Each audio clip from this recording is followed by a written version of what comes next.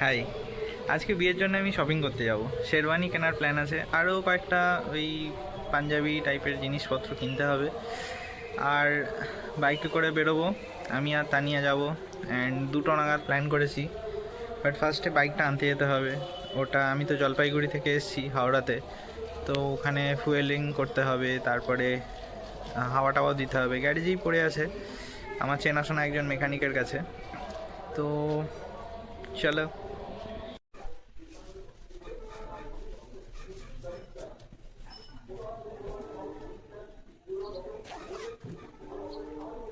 এটা ওখানে রেখে ওখান দিয়ে, হ্যাঁ পেট্রোল ভরাতে যাচ্ছি। চলে এসেছি আমি আমার মেকানিকের কাছে। এই যে আমার বাইক। আমার মেকানিকের নাম হচ্ছে চিন্টুদা।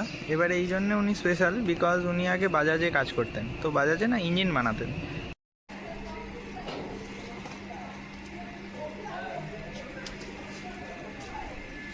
তাহলে হাওয়া টাওয়া কি দিয়ে রেখেছিলে?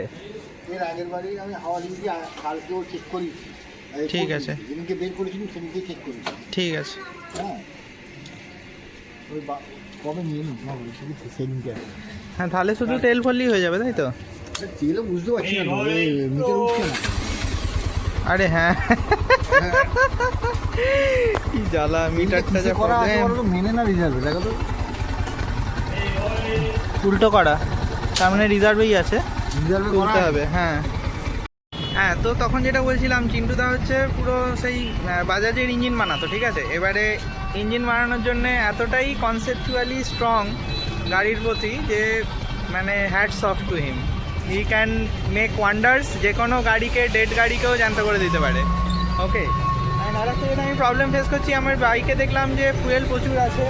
হ্যাঁ, প্রায় অলমোস্ট 2 লিটার মতন আছে। অ্যান্ড আমি যেহেতু জাস্ট 1-2 দিনের জন্যই আছি, আমার প্রবলেম যেটা হচ্ছে ফুয়েল পচে যাচ্ছে, ব্যাড স্মেল আসছে ট্যাঙ্ক থেকে। তাই জন্য আমি ডিসাইড করলাম যে আগে এটাকে কমাই, তারপরে রিফিলিং করব। অ্যান্ড এই যে আমার মিটারটা কাজ করছে না এখানে, এটাই যা ইস্যু। এখানে কোনো কিছু আমি বুঝতে পারছি না যে কতটা ফুয়েল আছে, আমার ম্যানুয়ালি দেখতে হচ্ছে। এটাই যাকে, তো ফুয়েল হাওয়া দেওয়া আছে, ফুয়েল ভরানো আছে, তো আর তো কিছু নেই। আই গেস এবারে পরেরগুলো করে নিই, রেডি হয়নি। ওটাই আমি এই নর্মালে করে চালালাম, রিজার্ভে না করে। তো দেখলাম স্টার্ট তো অফ হচ্ছে না। এই যে নর্মালে করে আমি চালাচ্ছি অনেকক্ষণ ধরে, তো fine. Fuel wise I am covered. এর আগে আমি ফুল ট্যাঙ্ক করে রাখতাম, নিয়ে ফুয়েল পচে যেত, তো এটা জানতাম না, এটা ইঞ্জিনের জন্য আরও বেশি ক্ষতিকারক। এনিওয়েজ, চলো।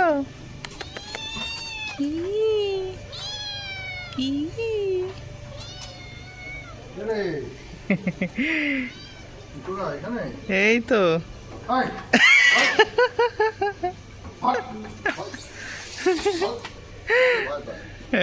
গাড়ি নামলি না।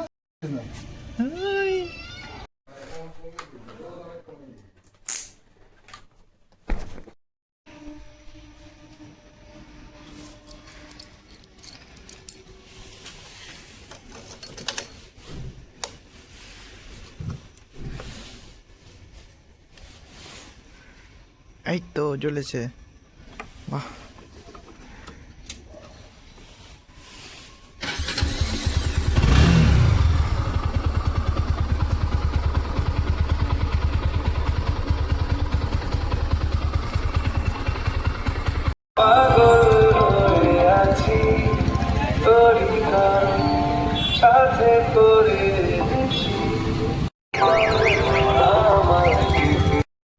এখান থেকেই তো পিক আপ করার কথা ছিল, কোথায় গেল দেখি, কল করে নি। এই তো দেখতে পেয়ে গেছি, কামিং সুন।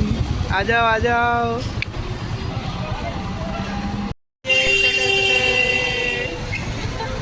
অনেকদিন পরে দেখা হলো। হ্যাঁ, চলো এবারে আমরা এগোই।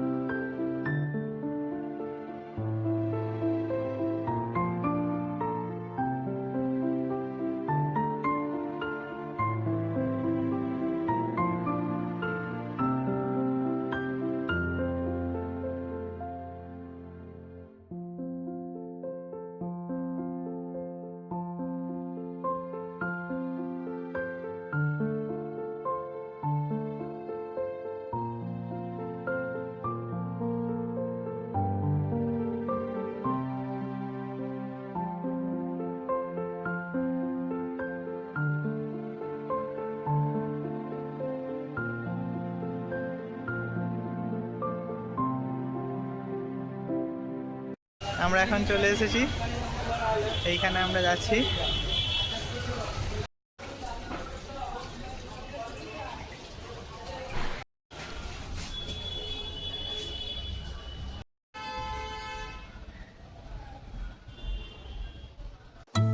এই দোকানটার ব্যাপারে আমার যেটা সব থেকে ভালো লাগলো, এদের স্টক খুবই ভালো। আপনি এখান থেকে ডিফারেন্ট কালার অপশনস পাবেন এবং সেই ডিফারেন্ট কালার অপশনসের মধ্যে অনেক ডিফারেন্ট ডিজাইনসও পেয়ে যাবেন। কিছু না কিছু তো পছন্দ হয়েই যাবে। তো 5-6 রকমের ব্লু পাঞ্জাবি ট্রাই করার পরে আমি এটাকে শর্ট লিস্ট করলাম। এই কালারটা আমি আইবুড়ো ভাতের দিনে পরবো, অ্যান্ড এই কালারটা রিসেপশনের মর্নিং, মানে বউ ভাতের সকালবেলাতে। And for the grand finale এই পাঞ্জাবিটা আমি বিয়ের দিনে পরবো। And for second grand finale এই শেরওয়ানিটা আমি শর্টলিস্ট করেছি ফর রিসেপশন ডে। বাবারে, প্রচুর কিছু জিনিসপত্র কিনতে হলো, অ্যান্ড এই জিনিসগুলো শর্টলিস্ট করার জন্য আমাকে আরো অনেক অনেক এক্সট্রা জিনিস পরে ট্রাই করে সেইগুলোকে রিজেক্ট করতে হয়েছে। এতগুলো ড্রেস ট্রাই করা, ভাবা, সেটাকে রিজেক্ট করা, অ্যান্ড সেটাকে আবার অন্য জিনিস চুজ করা, এটা খুবই টায়ারসাম এক্সপিরিয়েন্স ছিল। বাট এই এক্সপিরিয়েন্সটা খুবই হেল্প করেছে এখানকার যে স্টাফ। 2-3 ঘন্টা ধরে যে টানা এই যে বারবার ডিফারেন্ট ড্রেসেস বাছা, ট্রাই করা, অ্যান্ড পছন্দ না হলে অন্য ড্রেস দেখানোর যে এন্থুটা, এইটা আমি দেখতে পেয়েছি। মানে একটু বিরক্ত প্রকাশ করেনি, যেটা আমার খুবই ভালো লেগেছে। তো টায়ার্ডনেসের মতন মনে হয়। এই ড্রেসগুলো অল্টারিং করার জন্য আবার জমা দিতে হলো, যেগুলো আমি প্রায় অলমোস্ট 15 ডেজ পরে পাবো। অ্যান্ড আমার শেরওয়ানি শপিং তো কমপ্লিট হলো। এবারে শুধু বাকি রইলো মায়ের শপিং এবং তানিয়ার শপিং। বাড়িতে এসে পাপা ট্রাই করলো, এটা ভালোই দেখতে লাগছে। এত কিছু করে আমার বিশাল জোরসে খিদে পেয়ে গেছে। কমেন্টে অবশ্যই করে জানান যে আপনার কোন কালারটা ভালো লাগলো।